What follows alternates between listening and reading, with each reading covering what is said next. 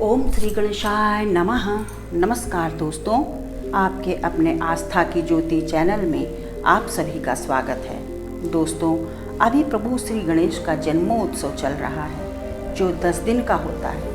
अनंत चौदस के दिन बहुत ही धूमधाम से नृत्य और गीत करते हुए इनका विसर्जन किया जाता है। दोस्तों, कहते हैं कि विश्वास की ही विजय होती है। मैं आपको किसी अंधविश्वास की नहीं परंतु स्वयं पर और अपने प्रभु पर विश्वास की बात कर रही हूँ। यदि आपको अपने प्रभु पर पूर्ण विश्वास है तो कभी कोई भी आपको अपने पथ से नहीं डिगा सकता।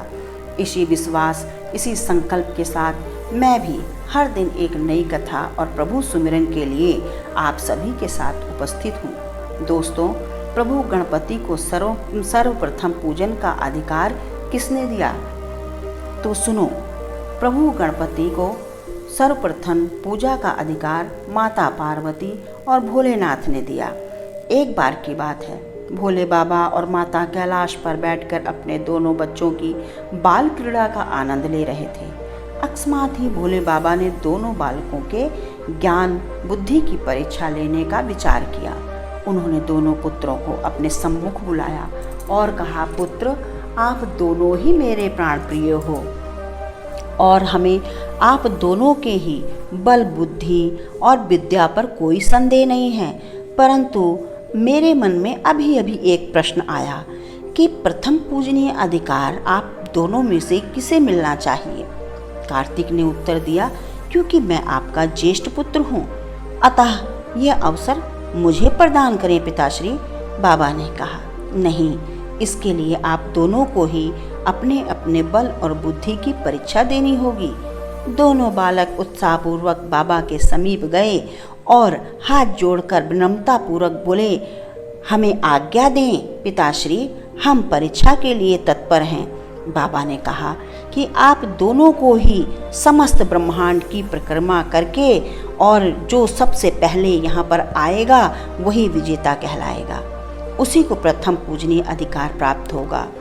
प्रभु कार्तिक तो अति शीघ्र ही माता और पिता को प्रणाम करके अपने वाहन मोर पर सवार हुए और निकल गए। बेचारे श्री गणेश कभी अपना वजन देखते, कभी अपना पेट देखते, तो कभी अपने वाहन मूषक को देखते। सोचने लगे, क्या करूं, कैसे करूं? अंततः वे जहां माता पार्वती और बाबा भोलेनाथ बैठे थे उसी शिला के चारों ओर परिक्रमा करने लगे और 7 बार परिक्रमा करके बाबा और माता के श्री चरणों में बैठ गए। बाबा ने उन्हें बैठे देखा तो बहुत आश्चर्य हुआ और उन्होंने पूछा, क्या बात है पुत्र, आप संपूर्ण ब्रह्मांड की परिक्रमा नहीं करोगे? क्या आपने पराजय स्वीकार कर ली है?